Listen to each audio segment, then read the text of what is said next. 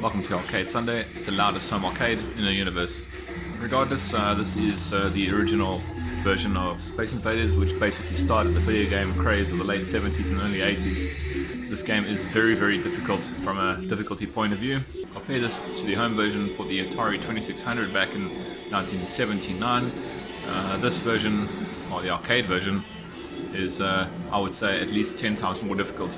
So without further ado, here's a coin. Let's play some Space Invaders.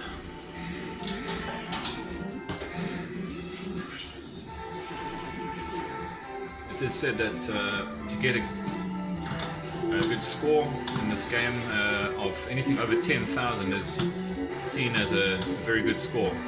And as you can see by my high score there, 3,300, that's actually quite pitiful considering how long this game's been out and how much Space Invaders I've played. Well, the 2600 version's been my version of preference all these years.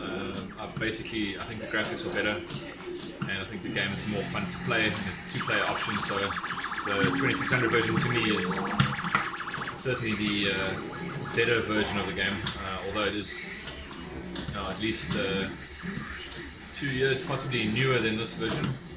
And this would have been, let's have a look at the dates, but I own an Atari 2600 copy of this that actually said 1979 on the case, so it's actually pretty old. It must have been the first version. Regardless, first stage obviously not too challenging. Obviously the game gets louder as it goes on. Louder, harder. I have to say it's Dime a Who in the background there. Super modern shoot 'em up spinning in the background compared to this first shoot 'em up ever. Well, I suppose if you count Computer Space as a shoot 'em up, this might be in the second. Okay, I got an extra life. I think it's at 2,500. Strange score for extra life. Again, just showing you how difficult scoring is in this game. I think each one of these shit is like 10 points or something. Okay, right. These guys get tricky at the bottom because they want to shoot you like right on your head. So hard to like that.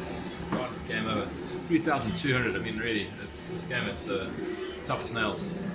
Try and go for 10,000. I think that's probably a good challenge for any player. And again, this game might look straightforward, old and very easy, but it's really not, because you must play Space Invaders. Here's the scoring system here. Game that started it all, Space Invaders. Potato. Okay, so for the uninitiated, this is the Atari 2600 version of Space Invaders. In fact, this is the version I played and loved the most out of every single version of Space Invaders. For me, this is actually the game that really got me hooked on video games long term. There was just something about the graphics and the sounds and everything about Space Invaders that just drew me in, and what a great game. The 2600 version features 112 different game variations. It also features great two-player action with the same amount of game variations. For a good challenge, play game number 5. Basically hit select until you see game 5 listed at the top there, and 1 stands for 1 player. I'm going to try and give it a go on camera and see how bad I am at this fast bomb version. Let's press start.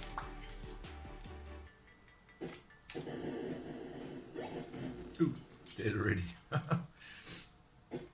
Now this version is obviously very quick compared to the standard version of Atari 2600 Space Invaders, and I think this is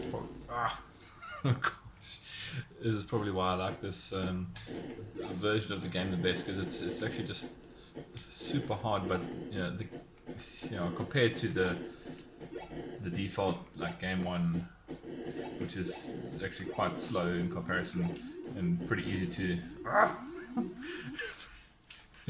I'm out. Okay, I'm just going to carry on playing in any event.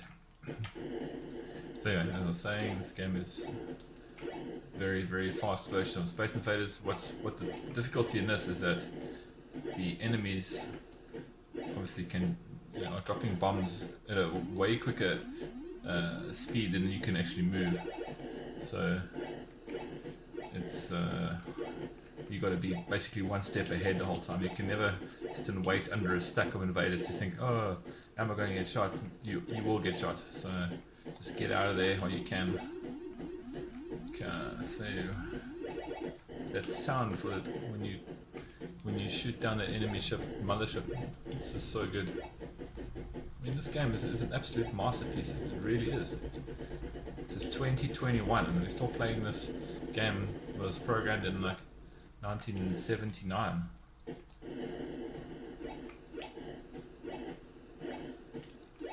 mean, for the limitations of the hardware and of the day, what an amazing game. Actually, what a feat to roll this game out.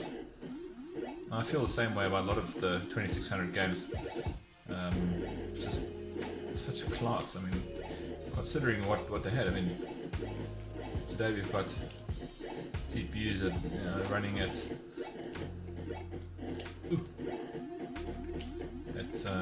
thousands of megahertz. Oh, come on!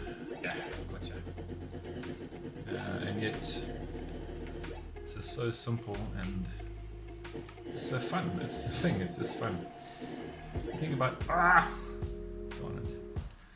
Again, the thing about the 2600 generally was that I think for the first time family and friends could basically come together and be on like the same level playing field, and it just introduced a lot of real like fun games. And if you look at another great game that was 2 players for the 2600 was Combat, of course. It was probably one of my other most favorite games, just at the time due to the 2-player action. In any event, a great game. Just very quickly, just to show you what I'm talking about, game variations here as you go. Moving shields, squiggly bombs, fast bomb, invisible invaders, which would be very, very tough. When you get to 33, that's when the 2-player version starts. They've got 2 players simultaneous. What's interesting about this is that if one of the players dies, then the game stops and then starts again with you both reset to your starting point. Yeah, 2-player games is actually a very good way to play this. It's how I spent many evenings at sleepover parties and so on, playing Space Invaders. The other aspects of Space Invaders for me is of course the actual artwork itself. I've actually got quite a lot of Space Invaders memorabilia stacked all around the arcade. Just love the artwork of Space Invaders. In any event, I hope you enjoyed comparison between the 2 Space Invaders versions. If you have any questions about these games, I'm very well versed in both of them, so leave it in the comment section below. It's okay, it's Sunday.